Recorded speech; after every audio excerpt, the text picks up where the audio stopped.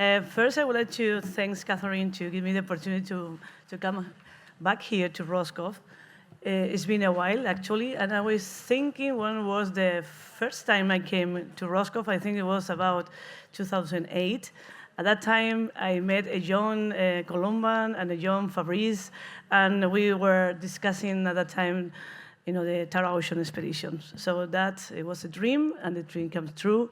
And now, many years later, I come back here, which is a pleasure because I still have a nice collaboration with other people in Roscoff, Laurent, and others.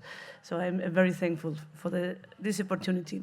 So today, I would like to talk a little bit some of the recent contributions we have on the exploration of the ocean microbiome, not only because Tara, I will introduce as well another expedition that is Malaspina. And at the end, I will talk a little bit how bacteria in culture are a really important fraction of the diversity, depending on where you look at. So I would like to start with this beautiful picture. I think everyone, when we think in marine biodiversity, we think in those guys, big macrofauna and whales and sharks and turtles and even some algae. But the reality is that most of the biomass in the ocean is unicellular. It's invisible to our eyes. And then actually most of the diversity on the planet is invisible. It's thanks to these little microbes that live in the ocean that makes about 70 and over 90% of the ocean biomass. And those planktonic microorganisms are mostly protists, unicellular eukaryotes, bacteria, archaea, some fungi, and viruses. So my research is mostly focused on bacterioplankton in bacteria and archaea in the ocean. And the reasons why we explore is because first, there are many of them. If we think in terms of numbers, we have about 1 million of cells, prokaryote cells per milliliter, and we extrapolate with the total volume in the ocean. That means that is about 10 to the 29 cells in the ocean, so this is a pretty large number. Also, we know that half of the primary production occurs in the oceans, and this is thanks to the phytoplankton. But also, it's important to remark that cyanobacteria has a fundamental role. Those are photosynthetic bacteria. And when we look to below the photic layer, we need to think that most of the ocean is aphotic. And this is when 95% of the respiration actually in the ocean is microbial. And finally, all microbes, bacteria and archaea, are key components in the whole biochemical cycles, in the carbon fixation, the nitrogen fixation, and many others.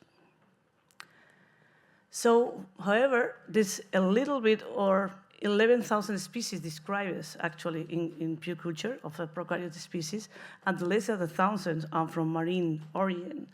And this is kind of frustrating because we know that at least the latest estimation is about 10 to the 12 prokaryote species in our planet. So there is a huge gap. And then probably this is because we know, as environmental microbiology, we know that everything you count on the microscope, when you try to retrieve and culture in marine agar, it doesn't, it's only recovered a very tiny fraction, probably less than 1% of the cells. This is what is called the gray plate cone anomaly. Because this happened, I think many of the scientists, we just abandoned culturing. And that's what I'm trying to go back at the end of the talk, that I think we need to return again. So then how we can explore diversity in the ocean? How can we explore the diversity, how, what they're doing, what is their potential active? And so many of these questions can be for the last decade, we've been exploring by just sequencing all the genes of the microbial communities. This is what it does, metagenomics. So the advantage with the metagenomics is we can have both taxonomical genes and also all the functional repertory. So we can extract the cysteine ribosomal genes. We don't need to amplify by PCR. There's in the single microbial metagenomes, probably you can retrieve 100,000 little fragments of these cysteine. So you can do taxonomy, you can explore microbial communities with these mitags. And also you can explore functional genes. You can explore the biography of different functional marker genes. And lately, because we have increased the sequencing coverage, because the sequencing cost has been reduced significantly, we can even assemble genomes from the metagenomes. And this is what I've been doing in our lab probably the last 5 or more years, and just reconstructing a little bit genomes from the metagenomes from different environments, and Tara Ocean and also Malaspina expeditions. And basically, you have these multiple sequences. You can, because you have, at the end, you sequence many samples, you can do co-assembly, and you can do binning, and you can extract and reconstruct, try to reconstruct these genomes. I think it's important to know that this genome is not single cell. It's not like when we analyze a single cell amplification. This is like a consensus of what we could consider like a species. So it's not like a lineage itself. So, and this approach has been used intensely in the last few years and has been very helpful for instance, to expanding the tree of life. So this has been analyzing more than 8,000 max over more than 1,500 public metagenomes, and there's been a 30% increase in the phylogeny with discovery of new bacteriophylla and also new archaea phyla. Also, there was a very nice results on the analysis of the Tara Ocean, actually, and it was by Tom Delmont, and but at the time he was not involved in in our consortium, so he was outside. But he really analyzed all the Tara Ocean metagenomes, and he built these maps, and he explored and identified new genomes of diazotrophs. You know, he called heterotrophic bacteria diazotroph, we call non-cyanobacteria diazotroph, but it's the same. And related with plantomyces. Before, so most of the data of the fixing nitrogen in the ocean was based on the amplification of the nphage. So he really expand the knowledge of these diazotrophs in the ocean and the prevalence. So, and late, this is a very recent paper, one of the coordinators of Tara, the CINI lab, where he could integrate many of the marks from different expeditions, from Tara, Malaspina, geotraces, and he explored the identification of more than 40,000 biosynthetic gene clusters.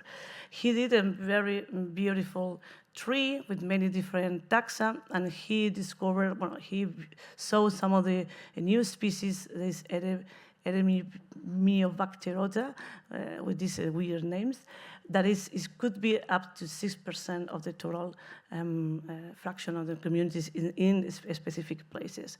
And one of this taxa contains the largest diversity of these biosynthetic gene clusters. So I was lucky that to be involved in these 2 expeditions, actually, because when you want to explore the ocean microbiome, you need to have large data sets, large scale of data sets. I think we all know pretty well Tara Ocean, that it was coordinated first by Eric Ansetti, and now it's Chris Bowler who took the lead. And, but also I've been quite involved in Malaspina, that I was the PI coordinator, was Carlos Duarte, and the coordinator of the microbial world part, it was Pep Gasol. And I've been involved in the analysis on the omics data set.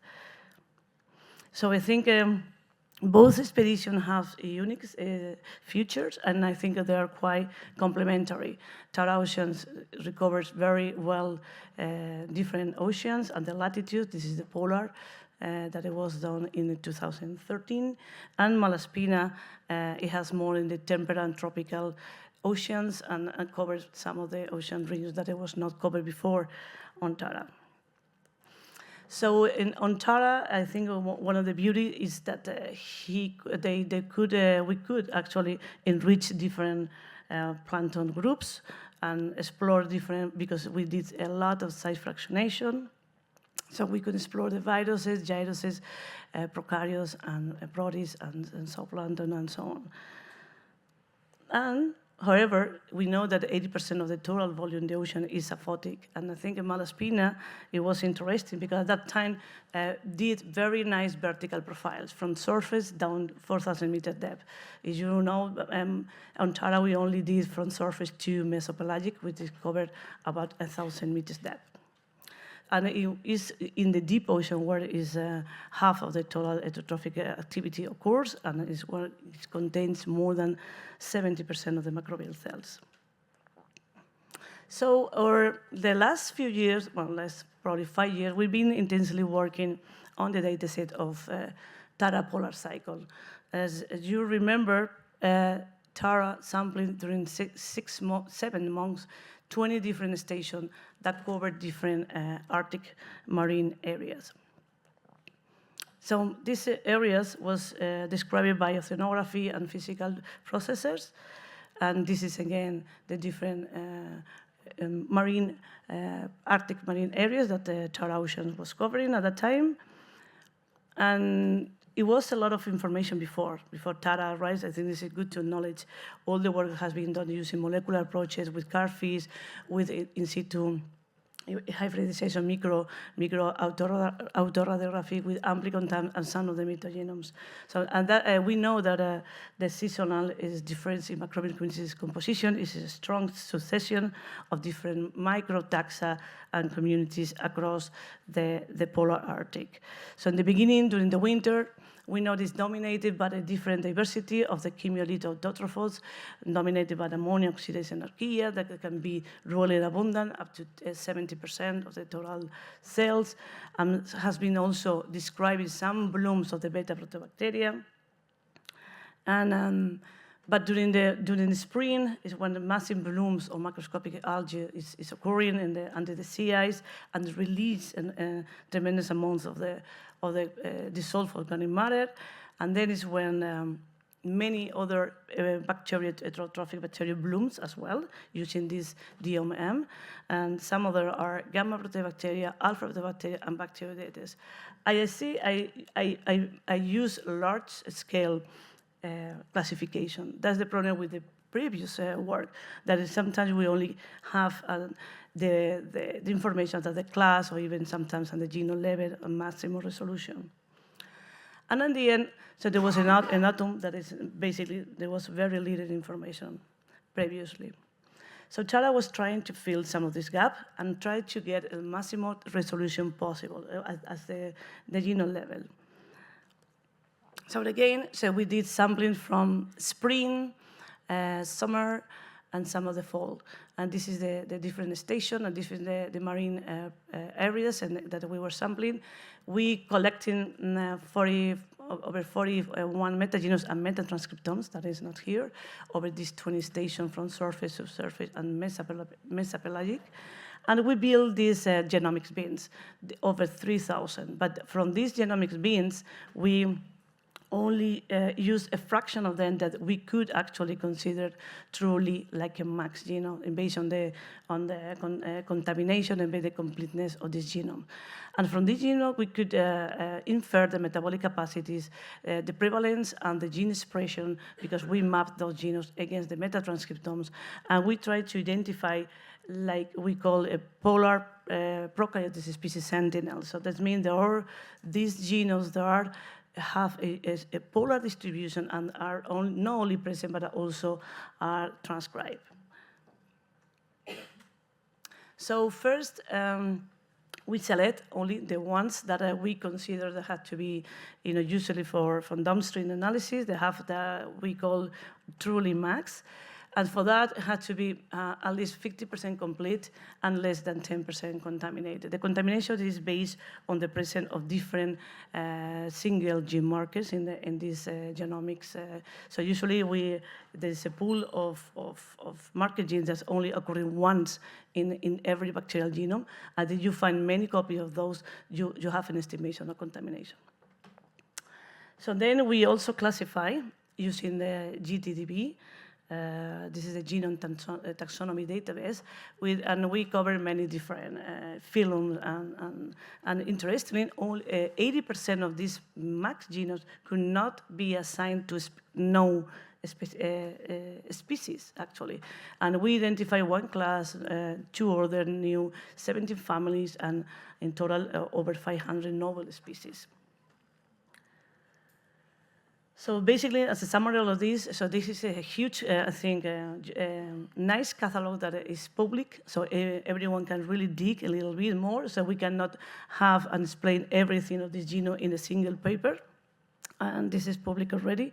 And it's really nice because most of these MACs are novel species and also have a polar distribution. So this MAC, we were comparing the abundance of the genomes against the global data set from TARA, and we could not find it. So we found some mostly distributed in the polar, and some other were also distributed in Antarctic.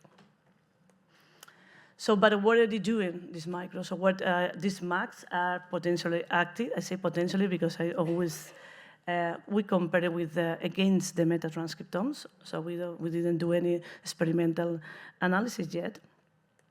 So, and because we know that chemiolithotrophy was well described during the winter, so we want to explore the genomes that we have associated to these chemiolithotrophic metabolins. So we found different genomes associated to ammonia oxidase and archaea, that it was, as we expected, more abundant in the photic, but not only in winter, that we saw that is, our sampling is from the spring to summer and to autumn, so it's prevalent, these chemiolithotrophs. And we also identified some ammonia oxidase bacteria that it was less prevalent, but still, you can see in different Arctic areas. This is metatranscriptomic, so they are transcribed, so potentially active. And this also was interesting because we reconstructed one genome that was associated to this nitric oxidase bacteria. There was the one that was in the photic, but very localized in this area, in the photic layer. This is interesting because this nitric oxidase bacteria has been, is one of the major contributions of inorganic carbon fixation has been described in the Mesopelagic, in the North Atlantic. And in one of the recent functional screening on single amplified genomes and the analysis of the genomes, they found that mostly occurs in the aphotic layer. So it was at 3% of the total of the single amplified genomes. They found mostly in the aphotic, which makes sense, and they didn't find any on the photic layer. We found at least one that it was covering the photic and in the photic layers. So another interesting results that we got is the prevalence of the mixotrophy. So prokaryotes, what they can do is we found signal within this genome of the presence of the rubisco, that is the one of the gene markers for the inorganic carbon fixation for Calvin cycle. And also within this genome, you have tons of different transporters for organic uptake. Organic compounds uptake. So this misotrophy has been already in the literature, has been explained, and has been present in different microorganisms, and we wanted to see whether those misotrophy genomes were. And we know that not all the rubisco genes or forms are linking to the autotrophy, so we know that it's mostly the forms 1 and 2, which is here.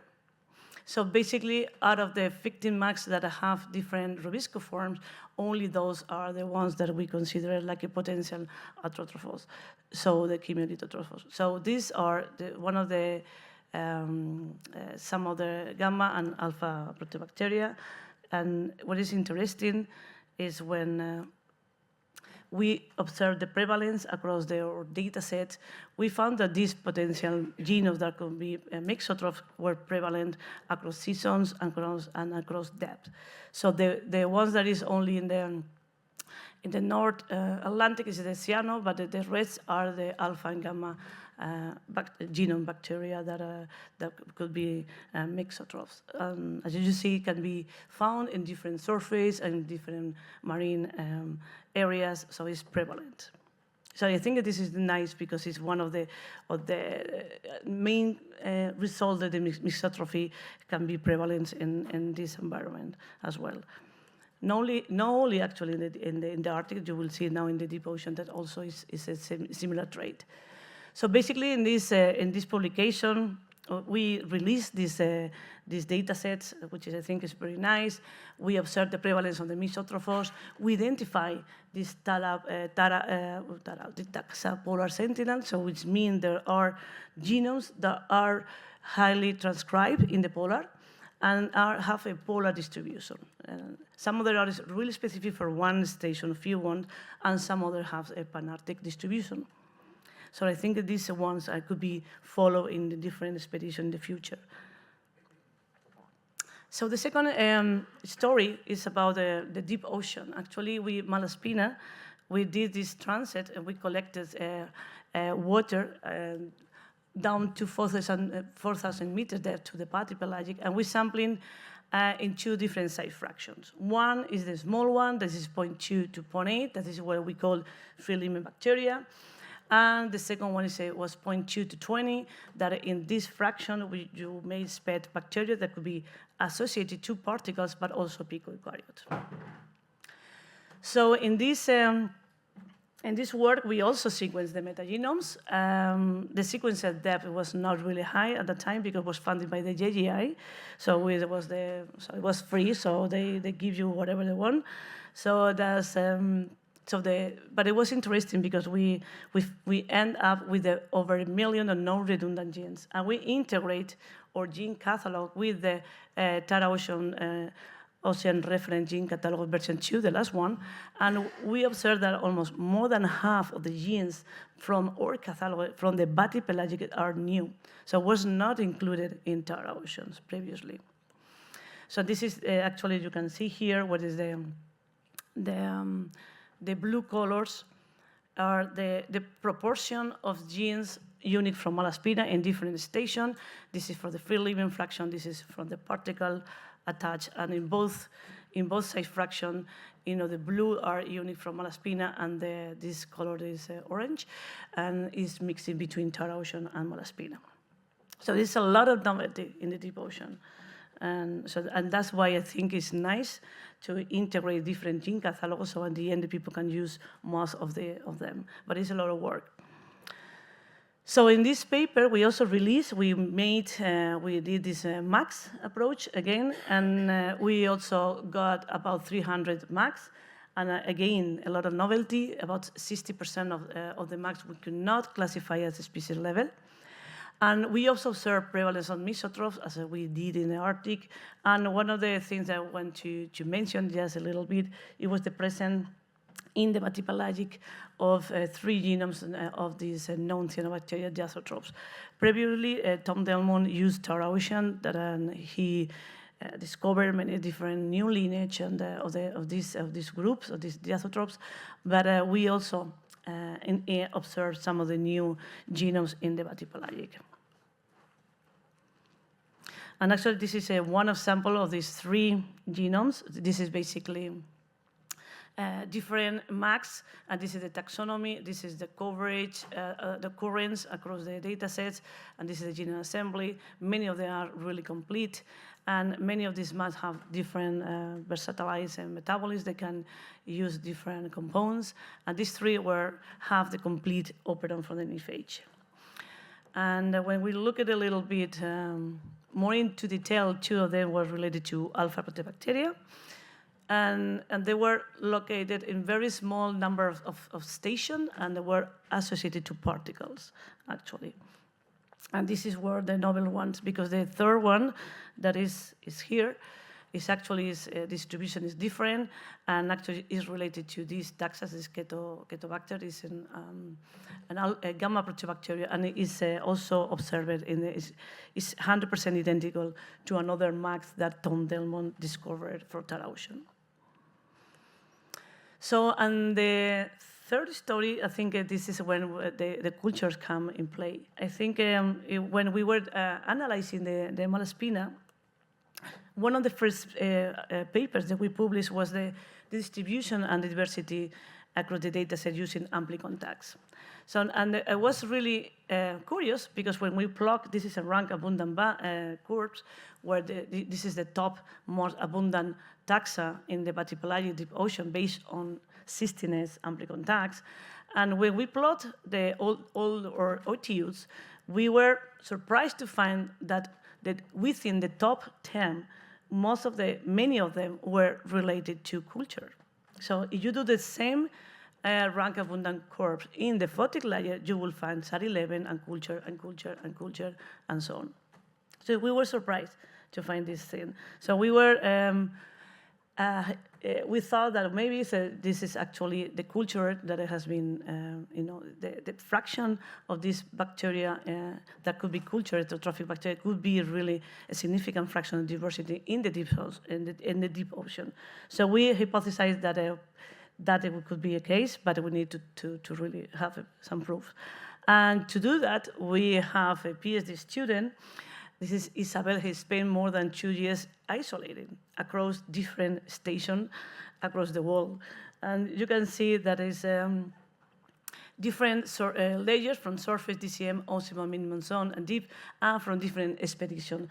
Most of the samples come from Tara, but also was Malaspina and another expedition that we have at that time. So we isolate more than 2,000 culture, and we sequence the cystinase. And maybe in 13 years from now, I can say that maybe I have the largest marine cultural collection of heterotrophic bacteria as you guys have in Roscoff. So, but this is also a lot of laborious work.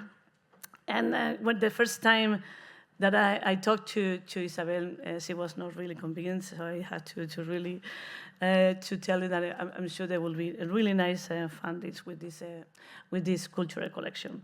So the idea was pretty simple, actually, because we have the isolation from those stations, and we have the amplicon tags from the same station. We have the cystinase from the global. That's the beauty of Tara and Malaspina from the global data set. So we have over, for Tara Ocean from surface, from mesopelagic, and from Malaspina we have, because we have this vertical profile, it was done also some work previously on the cystinase amplicon tag from surface and bathypelagic.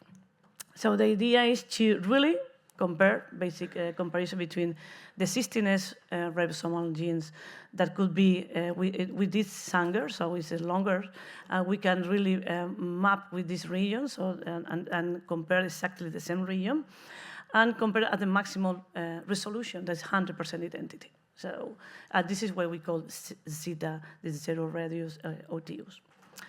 So the idea, again, was simple, just to compare the isolates with the culture and see how many OTUs were shared. This is the first question. So how many OTUs were shared between them? And the second, are those OTUs that is shared belongs to the red biosphere in the photic and in the abundant in the bathypelagic? So that was our questions. So this is the results. So basically, in the photic, we have two different independent data sets. This is Tara and Malaspina.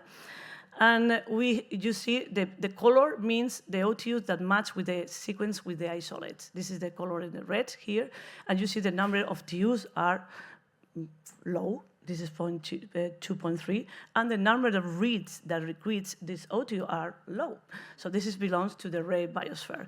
And in the different data set from Malaspina, that is sampling different years in different locations, always a little bit higher, the contribution some of these OTUs, but again, low.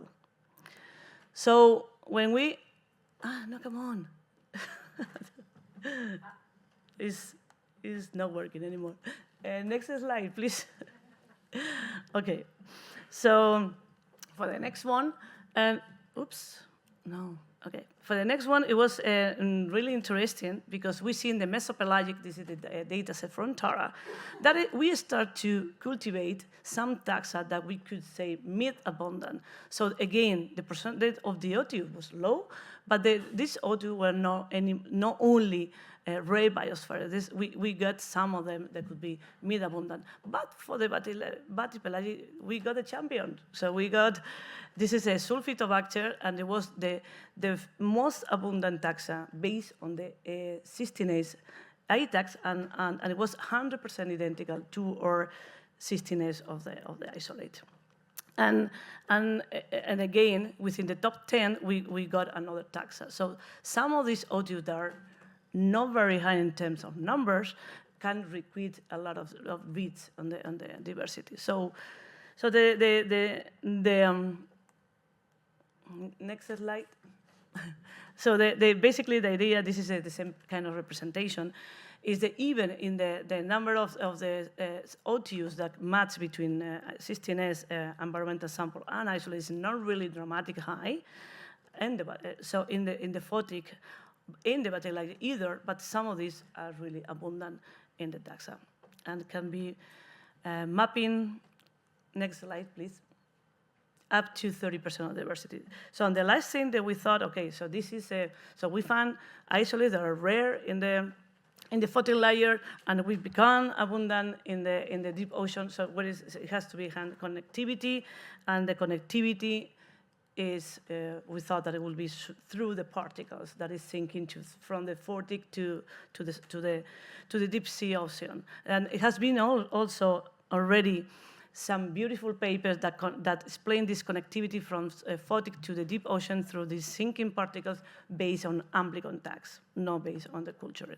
So because we have this data set, so we have 8 different profiles in the Malaspina from surface down 4,000 meters depth, and each of these profiles has 5 different size fractions. We could test this hypothesis that this culture were really the connection between them is through the particles.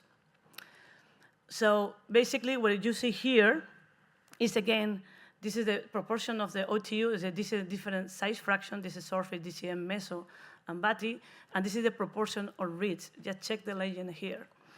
So next slide. Next, okay. So next one. So here, so we observe is in the Bathypelagic again. So it's where we found a higher number of proportion. This time is increasing with the size fraction. This is the 20 micros size fraction. That could be, it's not 2% anymore. It could be up to 20%, and those can recruit more than is 45% total rates. But what is interesting in the Bathypelagic, these rates also in the other size fraction become also relevant. So we did some kind of next. This is just the last one. So we did some kind of a cartoon to explain a little bit what we think was happening. That is actually this culturing bacterium, the free living in the photic are rare. This is here. And when they start colonizing, the particles become more growing, because we know that many of these culture bacteria have bigger genome size. They are copiotrophs, so they're used to really have growth rates higher. So when they found these really neat nutrient-rich particles, start to grow, and then it goes sinking down, and then in Mesopelagic start to grow a little bit, and then this when we found this little mid-abundance, and in the Bathypelagic, when they start have more growing, these micros have dual lifespan, so it can be as attached, but it can also be as a free living.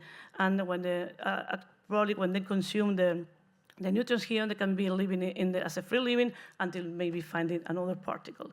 And that's why we found this culture bacteria to be really a significant fraction of the diversity on the environmental sample from the deep ocean, and also associated to particles.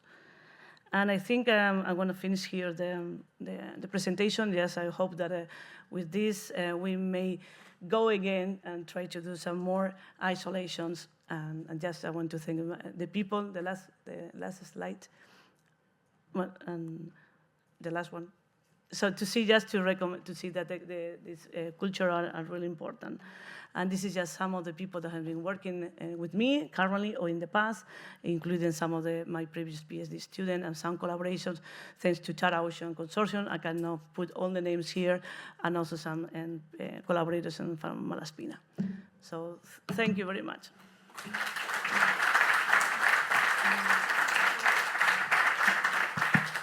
Thank you, Sylvia. So time for one question. Yes.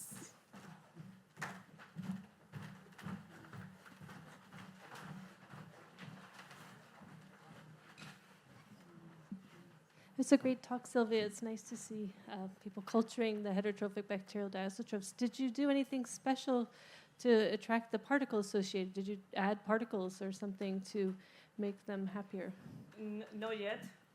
Not yet, but we will do some experimental with different particles and different sites. That's basically is based on the comparison of the isolates against the different data set that was size fractionated. But this is really, we also want to sequence the whole genomes of these isolates and do some growth rates to really see they are really having faster growth rate, so they will be more versatile in order to really go to different particles and in and out. Thank you very much. Thank you. I invite you to continue the discussion with Sylvia during the lunch break. So Jan, if you want to come. What do you prefer? I try this. These, I think that it's still working, but just try them a little. This is for forward and this is back. Yes. That's works. Thank you. Okay, hello everybody. I'm Jan-Hendrik Heemann. I did my PhD in 2006 until 2010 at this institute. And after this, I went to different places, including Canada, the US, and now I work in Bremen, Germany. I would like to put my timer here. Okay, but I will look at this. I'm a little bit afraid to cut into your lunch. I won't tell you that. Okay. So, what I will tell you today is an idea. I don't know if it is really like this. It could be different. Most of the time of my life, I have no idea about what is right or what is wrong. At least this is how I feel. Like really, in the past, I had a lot of anxiety. I still have this. And I think feeling lost is kind of normal. And what I would like to say is, during the 3 years in Roscoff, I didn't feel like this. When I look back to that 3 years, I see much more light. I was much more confident, and I felt really, really good because of you. And it's really true. I felt so good that even though, so this kind of anxiety comes from many things, like not knowing, always making mistakes all the time, like self-doubt, all these kind of things, right? And when I came here, I felt so welcome. And this comes from every corner, like Frank in the restaurant says Jan-Hendrik to me. Like he says Jan-Hendrik. Today, yesterday. And like in my PhD, we did this discovery together in the group in nature. And I would have never, I always wanted some big discovery, but I was not able to do something. I had not enough network to do a hypothesis. and because I was too young. And I kind of, it had to be a discovery because I didn't believe in my capabilities. Like if you have heavy capabilities, you can do big projects. But if you do not believe, you have only discovery. And here with Miriam, Gurvan, Tristan, Gail Korek, William Helbert, and all the others together, I had enough confidence to do this discovery and to push it forward. And it wouldn't have been possible without you. I can give you one example. This discovery is that we discovered that genes from marine bacteria were by horizontal gene transferred to the gut bacteria of Japanese people. A transfer from the ocean to the human gut is a real discovery, and it contained things like biochemistry, and I learned here confidence from Miriam to trust the data. And then it contained evolution, and I learned the confidence to trust this data from Gurvan Michel. And from Gail Korek and William Helbert, I learned the confidence to trust this data because they have the chemistry mind. And Tristan by Byron was critical because at lunch, when we saw this phylogenetic tree with Gurvan, and there were some kind of bacteria, and I had no ideas what these names were, Tristan said, well, Jan Hendrik, look at this. These are human gut bacteria. Would he have not said this, like, there would have been no discovery. And so this is what I want to say. I want to say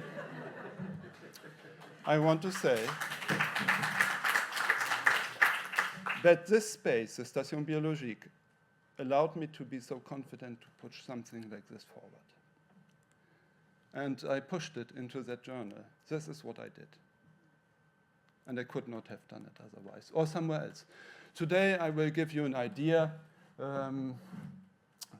about glycans. I think glycans are the key to carbon sequestration. I think they are really important for the future, and I will tell you why. Glycans, if you don't know, are polymers of sugars made by uncovering all organisms on Earth. The green, brown, and red ones make most of them. You have glycans in your skin on every cell. The cancer cell of the mutulus, maybe it is so strong because it has the bigger glycan layer. The sponge is full of glycan, full. Here's a model glycan I will be talking about, but it is only one of many. I will tell you today about a precedent, only with one, but extrapolate to every glycan on every surface. This is fucoidin. It is a glycan made in massive amounts by all these brown ones you see out there. Also, the microalgae make them in massive amounts. The thing I thought about since I'm 16 and I saw the misery of nature, which I love the most, including animals and plants, is this. This is the real problem. Since about 200 years, we put so much carbon dioxide into the atmosphere that the regular cycle of up and down goes totally out of the roof. And I find this really stressful, and I think about who could fix this, and I think we cannot fix this. Seriously, I don't think we can fix this.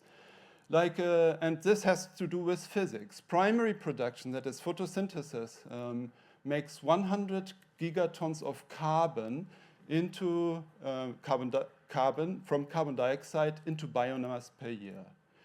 And you can directly translate this into energy because it's light, essentially. So they make light into carbon, the brown, green, and the red. When you have this carbon at every next level that extracts carbon from that first level, you have 90% loss. It just disappears. That is the thing with the pyramid, the food pyramid. For 1 kilo of meat that I make, I need to eat 10 kilo of grain. And 9 kilo of grain, or 9 kilo of grain and carbon, goes away. So we conserve only 1/10 of the energy. We emit so much